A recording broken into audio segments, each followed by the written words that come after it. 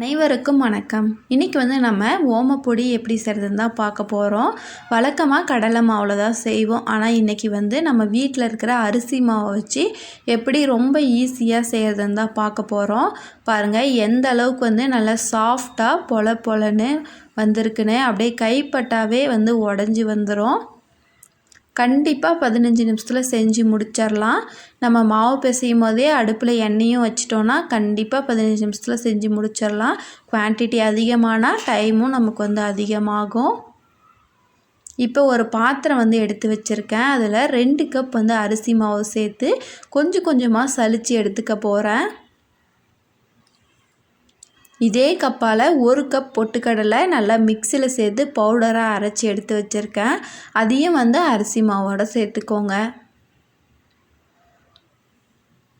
இப்போ இதில் 1/2 table spoon மஞ்சள் தூள் சேர்த்துக்கோங்க.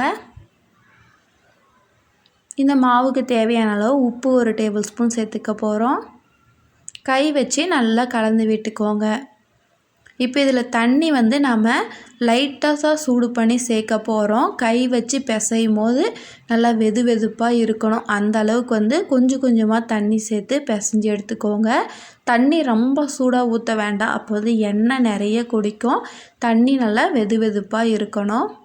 அப்போ தான் நம்ம எண்ணெயில் பொரிச்சு எடுக்கும் போது உடையாமல் நமக்கு வரும். பாருங்கள் இந்த அளவுக்கு நல்லா சாஃப்டாக பிசைஞ்சு எடுத்துக்கோங்க.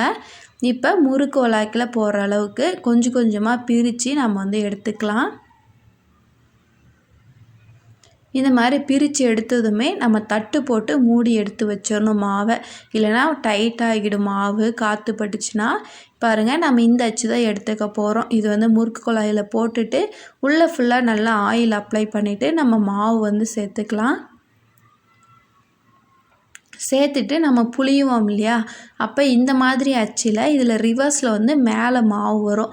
அந்த மாதிரி வராமல் இருக்கிறதுக்காக நான் இன்னொரு அச்சு ஏதாவது ஒரு அச்சு எடுத்து அது மேலே லைட்டாக ஆயில் அப்ளை பண்ணி வச்சுட்டு நல்லா டைட்டாக க்ளோஸ் பண்ணிக்க போகிறேன். பாருங்கள் எண்ணெய் நல்லா சூடாகிடுச்சு.